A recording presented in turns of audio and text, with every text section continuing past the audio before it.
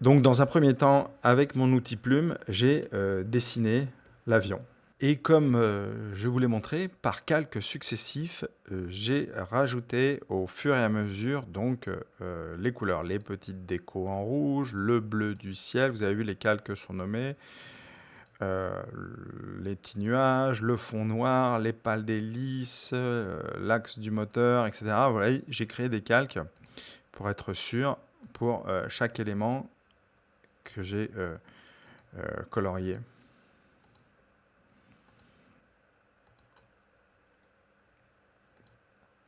Alors vous avez vu, hein, la pale, j'ai pris mon outil plume et je n'ai plus dessiné en contour, mais cette fois en fond. Et sur les calques successifs, imaginez que le premier calque, celui qui s'appelle les traits, c'est l'ancrage, ce qu'on va appeler, c'est tous les contours. Et tout ce qu'il y a en dessous, ça va être la mise en couleur. Alors j'ai choisi des couleurs un peu au hasard. Et c'est là où je vous ai dit que j'ai fait un peu n'importe quoi. Cette première couleur, par exemple, si je sélectionne le bleu du ciel, c'est un fond avec vous voyez, des valeurs 64, 32, etc. Mais imaginons que c'est un bleu qui est récurrent. Par exemple, si j'ai une série de vignettes, une bande dessinée à faire, et que c'est le même bleu que j'ai à utiliser tout le long des vignettes. Et pour une raison ou pour une autre, c'est-à-dire que au final, je trouve que le bleu n'est pas assez beau, je voudrais que ça soit un peu plus gris, plus saturé, etc. Je ne voudrais pas avoir à changer sur toutes les vignettes, une par une, le bleu, puisque le nuancier a été constitué. Alors pour cela, il faut travailler ce qu'on appelle en couleur globale. Alors, je vais sélectionner tous les éléments bleus avec ma baguette magique. Alors la baguette magique, un peu pour ceux qui sont habitués sur Photoshop, elle permet de sélectionner la couleur avec des valeurs de tolérance. Par exemple, là, j'ai une tolérance 32. C'est-à-dire que ça risque de me prendre des couleurs de la même famille de couleurs, mais avec une tolérance à 32. Si je veux être sûr d'avoir uniquement la couleur que je veux, je mets une tolérance à 0. C'est violent, hein, tolérance 0. Et donc, avec la baguette magique, je clique et effectivement, il va me prendre que les éléments de la couleur uniquement et non pas les petites nuances qu'il y a autour. Euh, Alors, je vais double-cliquer sur la couleur. Vous avez une option, voilà, elle apparaît en RVB cette fois. Donc, vous avez vu un peu la confusion, alors que là, elle est en CMJN. Mais ce qui est important, c'est que je vais la traiter surtout en couleur globale. Alors, qu'est-ce que c'est couleur globale? Je vais cliquer sur OK. Et vous allez voir que la couleur, voilà, il y a un petit triangle blanc qui apparaît en bas à droite. Ça veut dire que cette couleur est une couleur globale. Qu'est-ce que ça veut dire? Ça veut dire que même si tous les calques sont verrouillés, aucune de ces couleurs n'est sélectionnée. Là, je n'ai plus rien de sélectionné. Je verrouille tous mes calques. Alors, verrouiller les calques, ça veut dire qu'on ne peut pas intervenir dessus. Ça aussi, on va voir la notion des calques tout à l'heure. On ne peut pas intervenir dessus. Tout est bloqué. Pas de fausse manœuvre. Mais si je décide de changer cette couleur, je double-clique dessus. J'ai les options de nuances. On va changer, par exemple, je veux un ciel. Allez, on va exagérer le trait. Un ciel comme ça, un peu jaune-orangé. Je fais OK. Et ça va appliquer automatiquement la couleur sur tous les objets qui sont traités avec cette couleur. Vous avez vu, le ciel est devenu jaune-orangé. Non seulement le ciel, mais aussi les petits reflets là, qui sont sur le nez de l'avion qui avait cette même couleur-là. J'avais décidé que les reflets bleus du ciel apparaîtraient là sur le nez de l'avion qui était chromé. Et donc, par facilité, imaginez que vous ayez créé une planche avec 20 vignettes et qu'à chaque vignette, vous ayez cet élément bleu et que vous voulez légèrement le modifier. Là, je l'ai exagérément modifié. Et bien, grâce à la couleur globale, c'est à ça que sert la couleur globale, vous allez pouvoir modifier cette couleur sur toutes les vignettes contenant justement cette couleur. Alors non seulement en fond, mais si vous avez utilisé cette couleur dans un contour, ça sera pareil. Si vous avez utilisé cette couleur pour faire un dégradé, ça sera pareil. Donc à chaque fois que vous avez utilisé cette couleur, elle sera modifiée. On revient en arrière, CTRL Z. Alors nous voilà donc avec, comme je vous ai dit tout à l'heure, ces trois onglets qui composent l'aspect couleur. Alors le nuancier, c'est l'élément un peu de base dans Illustrator. Couleur, lui, vous donne les informations sur la couleur. Alors vous avez la possibilité de mettre des nouvelles nuances par le menu. Nouvelles nuances, vous avez le petit menu ou alors vous avez aussi ici en bas la possibilité d'ajouter une nouvelle nuance. Alors quand je clique dessus, il va me rajouter une petite vignette, que voilà, une nouvelle nuance, que je vais modifier. Alors là, je vais la mettre pour le coup en CMJN. Je vais mettre des valeurs entières, 50. Je vais faire un gris par exemple à 50 partout, 50, 50, 50, 50. Voilà, c'est un gris à 50%. Je fais OK. Alors j'ai fait OK un peu brutalement, en couleur globale aussi, sauf que j'ai oublié de le nommer. Donc ma bibliothèque, voilà, je viens de créer dans ma bibliothèque cette nouvelle nuance. Et il me dit voilà, que j'ai rajouté cette nouvelle couleur. Il va me demander si je veux la garder. Elle est effectivement elle est enregistrée dans le Creative Cloud automatiquement. Alors je double-clique dessus et on va la nommer. Alors comment elle s'appelle? Le nom de la nuance, on va l'appeler gris 50. Voilà. OK.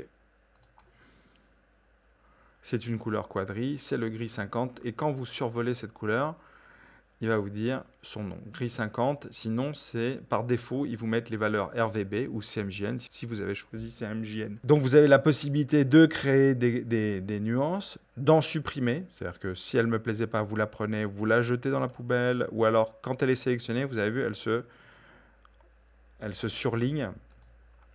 Donc, je peux supprimer la nuance ou alors la jeter à la poubelle, soit par le menu, soit la jeter par la poubelle. Ou alors créer aussi des nouveaux groupes de couleurs, c'est-à-dire que dans lequel, donc un groupe de couleurs, je vais l'appeler Fantasy parce qu'il n'y en a aucune d'entre elles qui sera utilisée, Fantasy, ok. Et vous allez voir une petite enveloppe apparaître, l'enveloppe Fantasy. Et je peux soit choisir de prendre les couleurs et de les mettre dans l'enveloppe, comme ça. Vous avez vu, elles se mettent à la droite. Soit en créant une nouvelle nuance, de la mettre directement dans ce groupe de couleurs. Alors, dans le menu aussi, vous avez la possibilité de supprimer la nuance ou de supprimer le groupe de couleurs directement, dissocier le groupe de couleurs, dupliquer le groupe de couleurs si vous voulez, ajouter les couleurs utilisées. Alors, si par hasard, il y a des couleurs que j'ai rajoutées et qui ne sont pas utilisées par le dessin, par exemple, je vais créer une nouvelle nuance. Je vais créer une nouvelle nuance. OK. Bon, je la laisse telle qu'elle. Et vous pouvez créer plein de nuances que vous allez tester et que vous n'allez pas garder. Je peux demander, à la fin de mon projet ou en cours de projet, de sélectionner les nuances qui ne sont pas utilisées. Vous voyez, par exemple, ces deux gris, ce gris-là et ce violet n'est pas utilisé dans le dessin. Donc, je décide de les supprimer. Ça vous évite, si vous voulez, supprimer la sélection de nuances, oui. Ça vous évite de surcharger votre nuancier. Parce qu'évidemment, on va faire tous des tests. On va tester des choses. On va voir si ça fonctionne. Vous allez vous rendre compte que très vite, votre nuancier va être surchargé et vous ne savez plus parfois à quoi correspond la couleur. Alors que là, vous vous limitez au terme de votre projet avec les couleurs simplement utilisées. Comment on a procédé, vous avez vu, on a tracé et après, avec notre outil plume, on a rempli ces couleurs-là. On verra qu'il y a d'autres procédés maintenant pour faire du coloriage avec le module de peinture dynamique. Donc le nuancier permet de créer des couleurs. L'onglet couleurs me donne les infos sur la couleur. Donc pareil, en quel mode elle apparaît. RVB, TSL, CMJN. Donc c'est le moment de voir RVB, ça veut dire qu'on traite la couleur pour les écrans. TSL, teinte, saturation, lumière. Ça c'est intéressant parce que je suis souvent confronté à cette problématique-là. C'est par exemple en teinte et en saturation en lumière, comment obscurcir la couleur du ciel, par exemple ici, en TSL. Ce n'est pas simplement en rajoutant du noir dans une couleur que vous l'obscurcissez. Alors le processus, par exemple, comme on dit, la nuit, les couleurs sont moins saturées, donc vous les désaturez un peu et vous diminuez aussi la luminosité. Et là, donc, teinte, saturation, teinte T pour teinte, S pour saturation, L pour lumière. L'avantage, encore une fois, c'est que vous arrivez à être très cohérent par rapport à l'obscurcissement d'une lumière. Et enfin, vous avez l'onglet CMJN. Bon, CMJN pour tout ce qui est impression, tout ce qui est print, tout ce qui est impression, on va dire, sur support. Et vous avez le RVB web sécurisé. Alors, on l'appelait RVB web sécurisé pour avoir la certitude que sur le web, alors ça, c'est maintenant, le web est beaucoup plus tolérant que ça, mais si vous voulez, vous avez des tolérances par curseur. Quand vous progressez sur la couleur, vous avez des tolérances qui sont, vous voyez, c'est une progression par curseur. Vous n'avez pas le droit à de fantaisie, à de couleurs intermédiaires. Vous progressez par valeur entière. Donc ça, c'est l'assurance d'avoir la couleur. Alors quand vous double-cliquez dessus, le sélecteur de couleurs, quand vous êtes en RVB sécurisé, couleur web seule, vous voyez, vous avez ce type de nuancier.